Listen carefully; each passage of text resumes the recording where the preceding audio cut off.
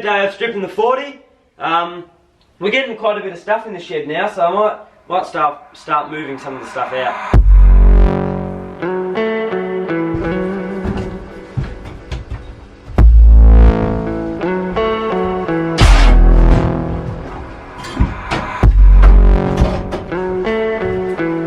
So I just took the doors, the bonnet, some things like that, the dash pad to the shed, oh not to the shed but around the back of the house.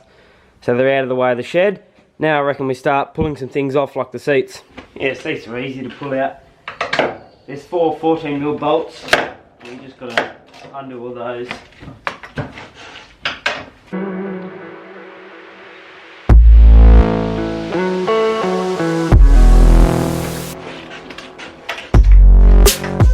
So the seats are out. Isn't there a mess under here? Already made our money worth back. Found a Sid Chrome spanner in Imperial as well. Now we'll get the rest of the stuff off, like the seat belts and all the jack handles and jack, and pull the vinyl out, and then it'll be pretty much just a bare interior except for that front bit.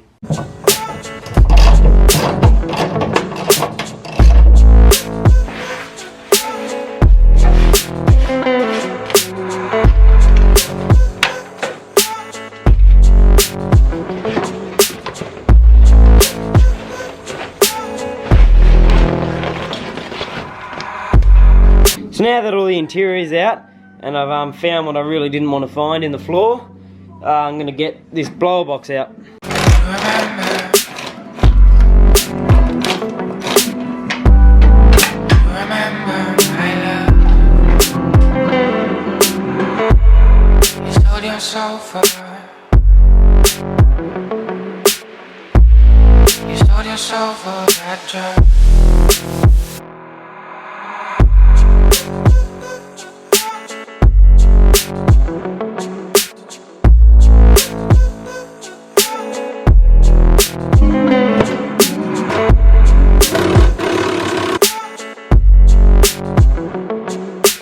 So that's the heater box out. It was a little bit of a trouble, but not too bad.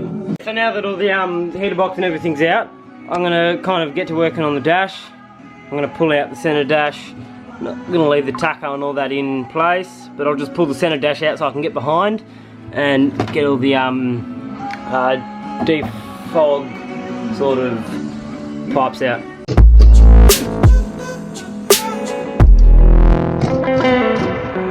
So I had a bit of trouble getting the ashtray out. It was jammed with some stuff in it. I don't know what that is, it's a little bottle of something. But then also there's a 12 gauge shoddy shell in there, so yeah. That's about it though, nothing else good in there. So I'm here trying to get the dash pad out, and as you see it won't go past there. So it's the pull for heat. And all you got to do is come in here and you just pop that little kind of spring on the end there. Pop that out of where it's sitting in there, and then and push the grommet in and just push it through the firewall. Now you got the back side, it's pretty dusty, you know, but just I'm going to keep an eye on where the plugs are. I think they're all kind of colour coded, and there's none of the same plugs that I can see, so we'll just unplug it and then the centre dash will come out. And that's the centre console out, centre dash more like. Now we'll just get 2 10mm bolts and pull the AM radio out. So there's actually another 2 bolts just behind there.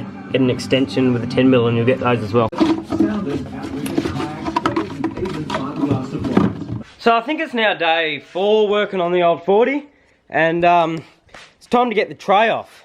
So let's move all the stuff off, get some straps, already got one on there. We'll get the tractor around and we'll lift that tray off. So it's pretty self-explanatory how to get a tray off. Undo all the mounts. Mine's got like a U-bolt at the back here, but it uses one of the factory mounts at the front.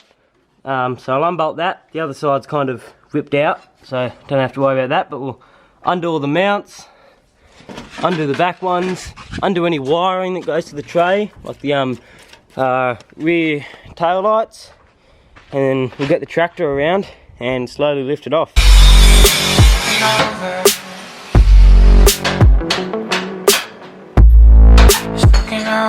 So I've gone and cut the U-bolts off that held it on. undone all the front mounts, and no, I did not nick the chassis pretty much at all. I took a bit of paint off, but that was it. So I'll go get some bricks to put it on, or some drums or something, and then we'll bring the tractor around and pull it off.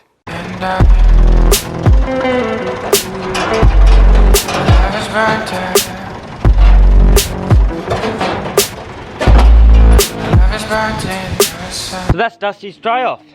Now it was a bit hard to handle because it's such a heavy tray. It's probably a good 300 kilos to be honest. The suspension's popped up 2 or 3 inches and more or less sort of leveled out. So that's pretty good. Yeah, so it was pretty tricky getting it off, but we managed. Didn't damage the tub, didn't damage the chassis, didn't damage the tray too much. We bent all the mud guards in and stuff, but that was about it. So now I reckon we chuck this thing back in the shed. Yeah, so that's it for now. We got the tray off. We've stripped a fair bit more of the interior, and it's almost ready to actually start fixing it up.